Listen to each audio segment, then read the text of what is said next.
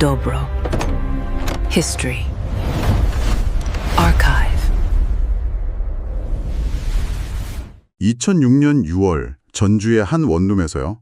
장래가 정말 촉망되던 예비 수의사 한 명이 정말 흔적도 없이 사라졌습니다. 네, 그녀의 방에는 근데 마치 미스터리 작가가 일부러 설계라도 한 것처럼 기이하고 풀리지 않는 단서들만 남아있었죠. 맞아요. 오늘 저희는 당신이 보내주신 이 자료들을 바탕으로 대한민국 미제 사건 중에서도 가장 혼란스러운 퍼즐로 불리는 이은희 실종 사건의 조각들을 한번 맞춰보려고 합니다. 이 사건이 정말 기묘한 게 사라진 사람은 없는데 그 사람이 남긴 메시지만 가득하다는 점이에요. 아, 메시지만요? 네, 나사를 무려 16개나 풀어서 해키한 찻상.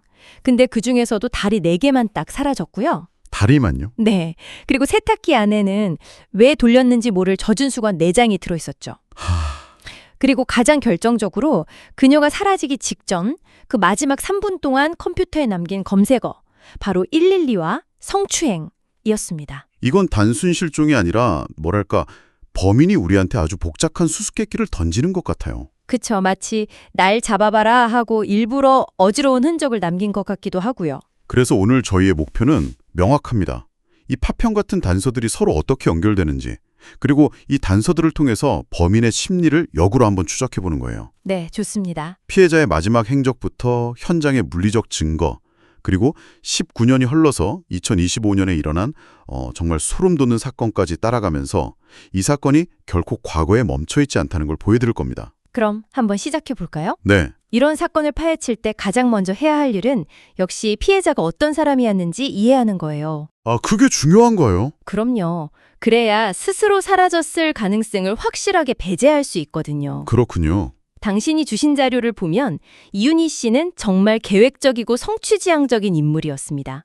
당시 29살, 이미 이화여대를 졸업했는데도 수의사라는 새로운 궁을 위해서 전북대에 편입을 했어요. 와, 대단하네요. 네, 심지어 졸업을 딱 6개월 앞두고 있었죠. 그런 사람이 갑자기 모든 걸 버리고 잠적한다. 이건 상상하기가 좀 어렵네요. 본인의 꿈, 가족, 친구들, 그 모든 걸 버릴 만한 동기가 전혀 없어 보여요. 맞아요. 지갑이나 신분증조차 그대로 두고 나갔다는 점을 보면 더더욱 그렇죠. 그런데 실종되기 불과 나흘 전 6월 2일에 좀 이상한 일이 하나 있었더라고요. 아, 그 휴대전화 날치기 사건 말씀이시죠? 네, 맞아요. 언뜻 보면 그냥 운 나쁜 소매치기 같은데 자료에서는 이게 단순한 사건이 아닐 수 있다고 분석하고 있어요. 이게 왜 그렇게 중요한가요? 이걸 단독으로 보면 그냥 불운한 사건이죠. 그렇죠. 하지만 며칠 뒤에 일어날 실종 사건과 연결하면 그림이 완전히 달라집니다. 2006년 당시 휴대전화는 이미 외부 세계와 나를 연결하는 가장 중요한 통로였잖아요. 네네. 이걸 빼앗는다는 건 그 사람을 의도적으로 고립시키는 행위가 될 수 있다는 거죠. 특히 위급한 상황에서 도움을 요청할 가장 즉각적인 수단을 차단하는 일종의 사전 작업이었을 가능성. 이걸 배제할 수가 없어요. 듣고 보니 정말 그렇네요. 약간 범죄 영화에서 범인이 목표물의 통신망을 먼저 끊어버리는 것처럼요. 바로 그거죠. 심리적으로도 엄청난 타격이었을 것 같아요. 가장 중요한 소통수단을 잃어버렸으니까 불안하고 무력감을 느꼈을 타고요. 정확해요. 실제로 주변인들 증언을 보면 날치기 이후에 이윤희 씨가 눈에 띄게 우울해 보였다고 해요. 이런 심리적 위축 상태는 역설적으로 타인의 호의에 더 취약해지게 만들 수 있습니다.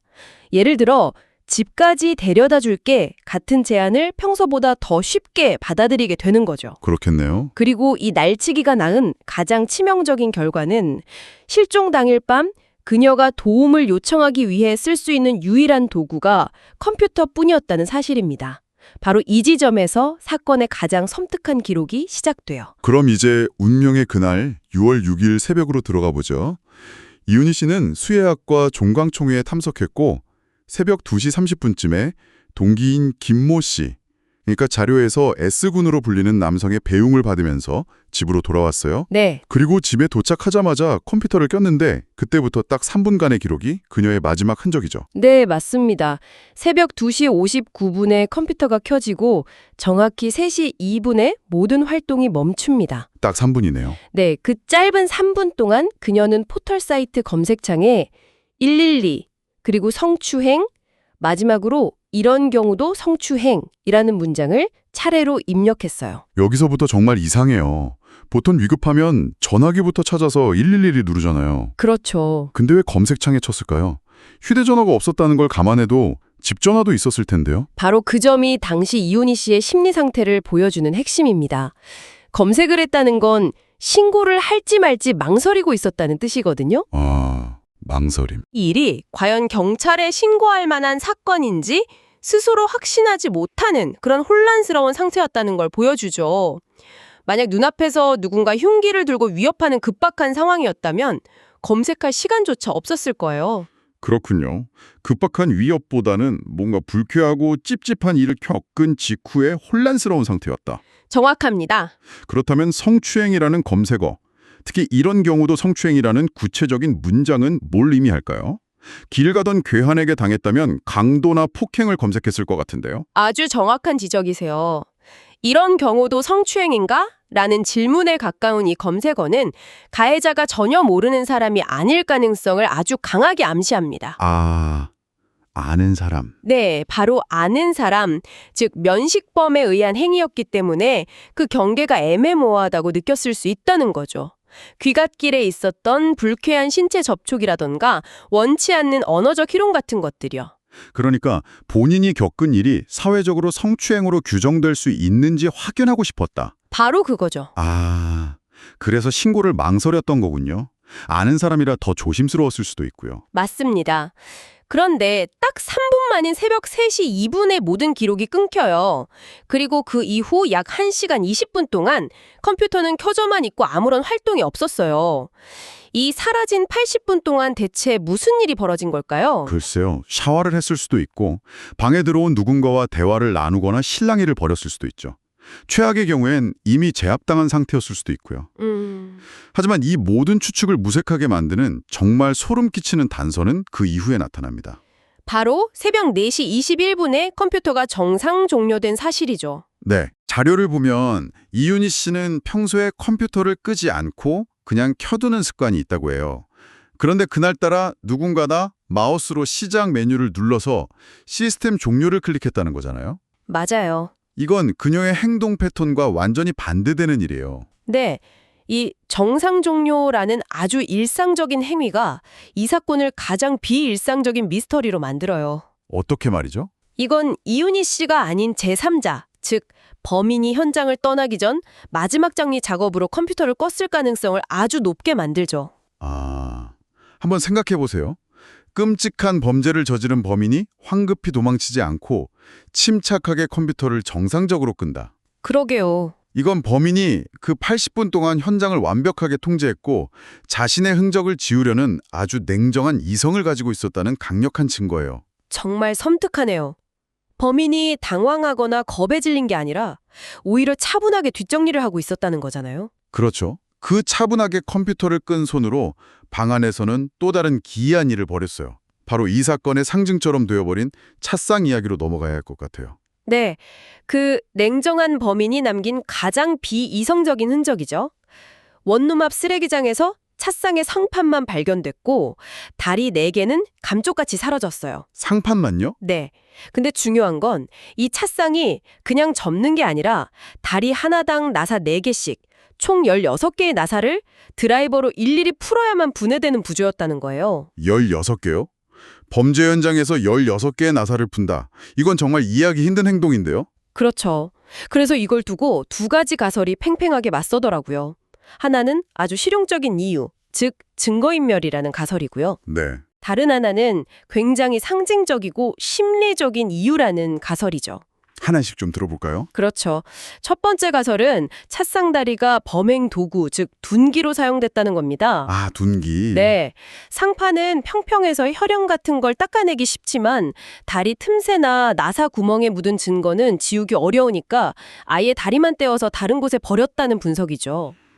일리가 있네요. 실제로 방안 공고함에서 드라이버는 있었지만 망치는 사라졌다고 하니까요. 맞아요. 이 가설에 힘을 실어주죠. 하지만 두 번째 가설은 완전히 다른 방향을 가리켜요.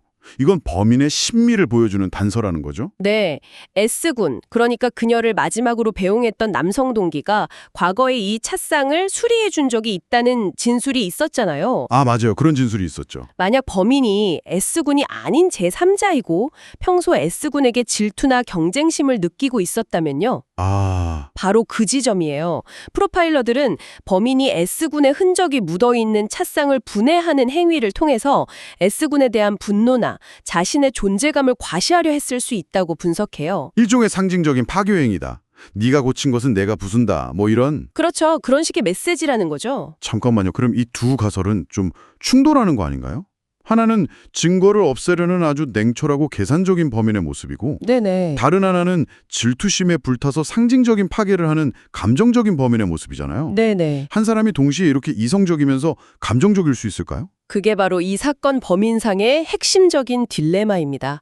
하지만 저는 이 두 가지가 꼭 배타적이라고 생각하지는 않아요. 그렇나? 어쩌면 범행의 순간에는 분노와 같은 격한 감정이 그를 지배했지만 범행 직후에는 살아남아야 한다는 냉정한 이성이 작동했을 수 있어요. 아, 16개의 나사를 하나씩 푸는 그 반복적인 행위 자체가 어쩌면 범인이 흥분을 가라앉히고 냉정을 되찾는 일종의 의식이었을 수도 있다는 거죠. 와, 분노의 표출인 동시에 이성적인 증거인멸의 시작이었을 수 있다. 바로 그겁니다. 와, 그렇게 생각하니 정말 소름이 돋네요.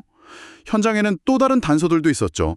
세탁기 안에 있던 젖은 수건 4장과 팬티 1장이요. 네, 혼자 사는 여성이 그 새벽에 돌리기엔 양이 너무 애매해요. 그쵸. 이건 거의 명백한 증거인멸 시도로 보여요. 범행 과정에서 발생한 혈흔이나 체액, 오물 같은 것들을 닦아낸 수건들을 세탁기에 넣고 돌려서 흔적을 없애려 했을 가능성이 아주 높죠. 특히 팬티가 포함되어 있다는 점은 성범죄 가능성을 더 강하게 뒷받침하고요. 맞습니다.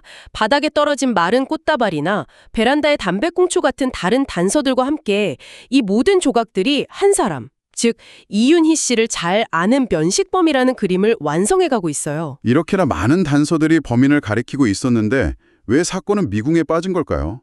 역시 가장 큰 원인은 초기 대응의 실패였겠죠. 너무나 안타까운 지점이죠.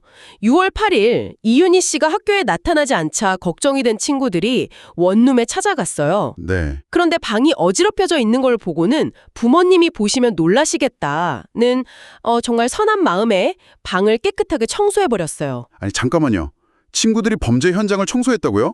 경찰이 오기 전에요? 네, 어떻게 그런 일이 있을 수 있죠? 당시 경찰은 뭘 하고 있었나요? 그게 문제였어요.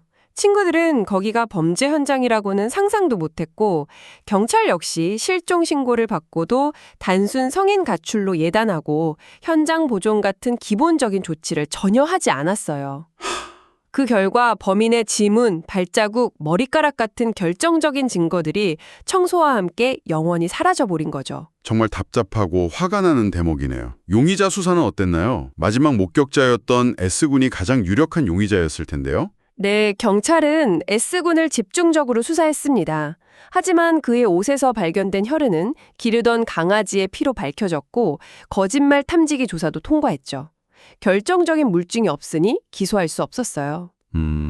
물론 거짓말 탐지기가 100% 완벽한 도구는 아니기 때문에 그를 용의선상에서 완전히 배제할 수 없다는 시각도 여전히 존재하지만요. 그렇게 사건은 모두의 기억 속에서 흐려지는 듯했어요.